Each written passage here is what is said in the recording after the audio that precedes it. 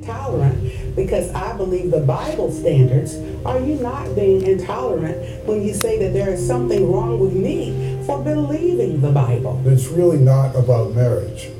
It's about forcing the acceptance of homosexuality on people. If you change the public law about what marriage is, then you change how the public education system does when it talks about it. Governor Jerry Brown has now given us a law that allows boys to shower with girls.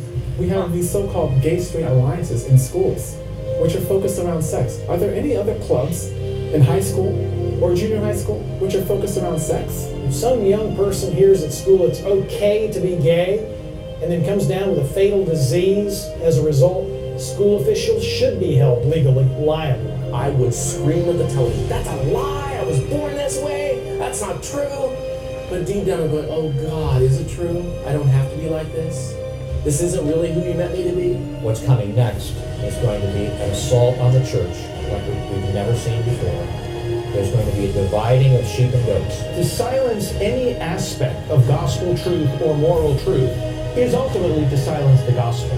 So if you think that those who are trying to keep you quiet about one particular issue, like homosexuality, are going to limit it to that, you've underestimated your opposition.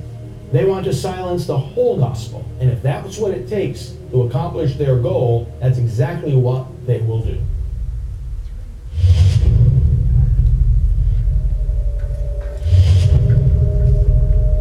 I like the fact that every time they talk about this film, that those in darkness will have to declare light wins. And in the battle of darkness and light wins. It's coming soon, not soon enough for me.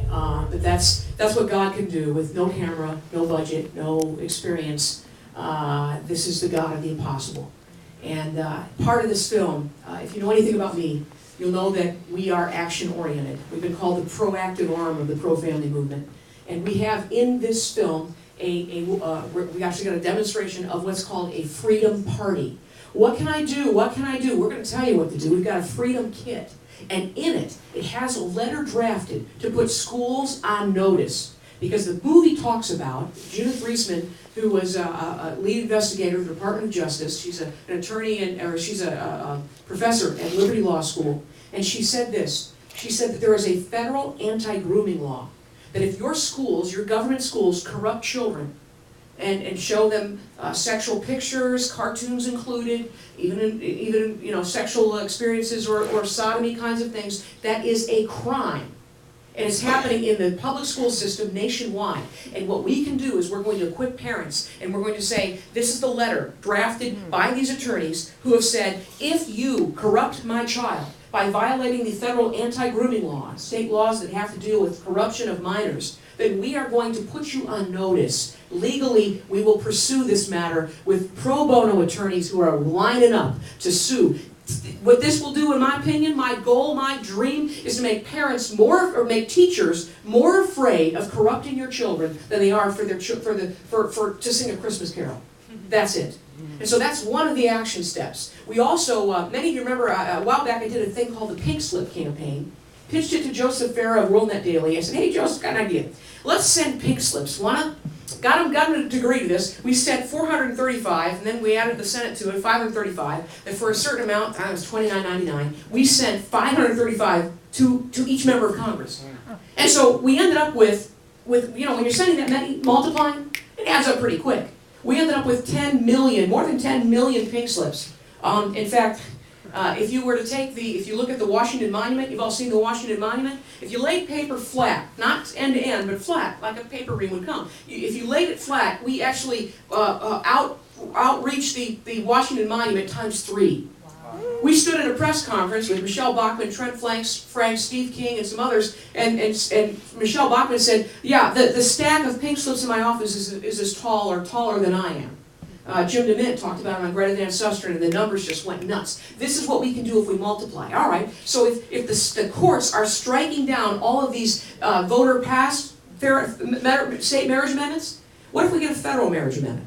And what if we can click a button and send 535 of these invitations we have that are personally engraved for the representative? It looks like a wedding invitation. You are invited to sponsor the federal marriage amendment. and it's brought to you by your constituent. And it's sent, so in the Freedom Kit, there's all kinds of cool stuff, including an appeal to heaven flag. So I am very excited to equip America with the action they need to take back our freedoms. And the only way to keep our freedoms, I'm convinced, and I know I don't have to convince you, the only way to keep our freedoms is to use them right now. To step out with the God of the impossible. If we are to remain the land of the free, the only way we can remain the land of the free is through the God of the impossible, to become again the home of the brave. Thank you very much. We can take some questions.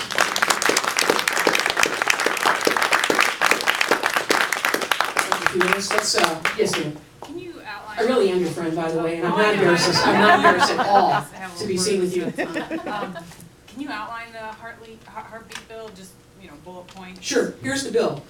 If you the doctor is to inform the woman, they do a test. Number one, they do a test. If there's a heartbeat that is heard, if it's detectable, and that means they use standard medical procedures to listen for a heartbeat.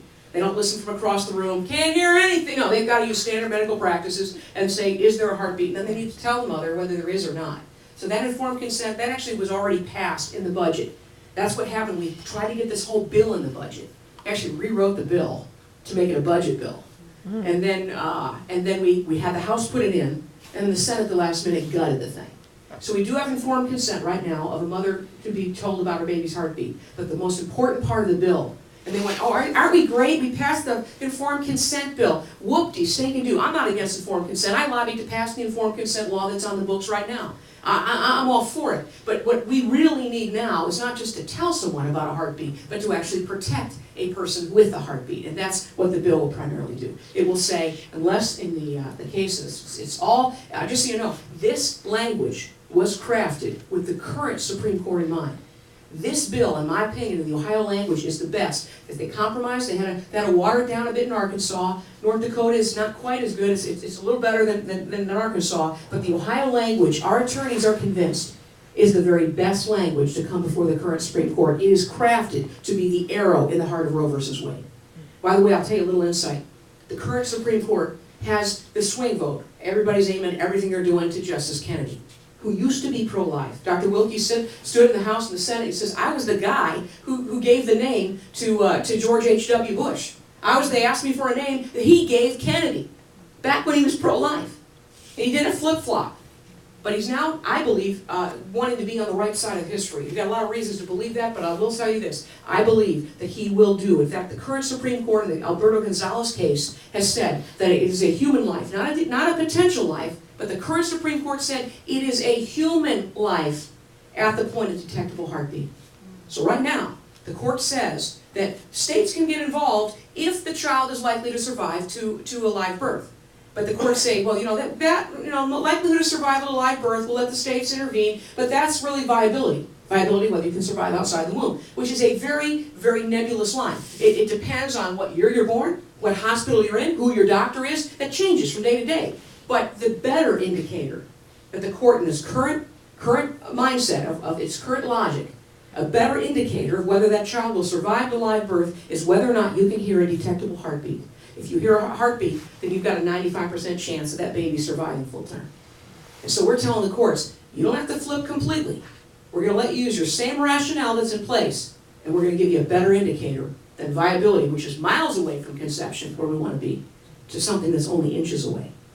And even if that's as far as we get, if that's only as far as we ever get, what that means is that we will basically end 95% of the abortions. We'll protect these babies. In fact, the pro-aborts came and testified, this will end all abortions! And I thought, yeah, that's the point. The point is, abortion mills aren't going to stay open for 5% of their business. We're going to pretty much put them out of business. And as technology increases, we're going to hear that heartbeat earlier and earlier.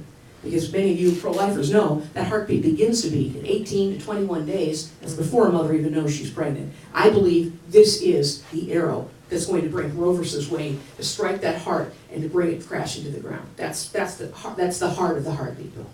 Question? Yes, ma'am. Well, the way I'm not real familiar with how the bill works, but so Kasich has to bring the bill up before, is it the Senate? Yeah, well, here's the deal. It's been introduced in the House and the Senate. It's got 40 co-sponsors in the House, only because we threw it together in a week. Last time we had 50. But this is a bill that passed the House already. With the speaker, by the way, adding his name as a co-sponsor. So we had over 50 sponsors in a 99-member House.